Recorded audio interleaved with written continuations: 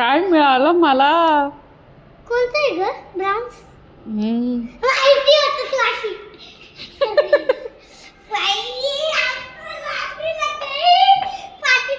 Party द्यायची. का बरं पण? पार्टी द्यायला लागली तुला.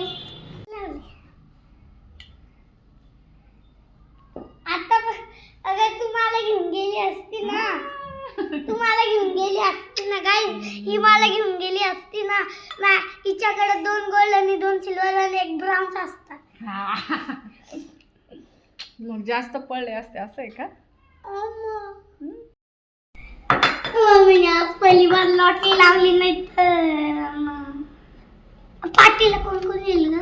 पार्टीला तू आणि मी आणि पप्पा.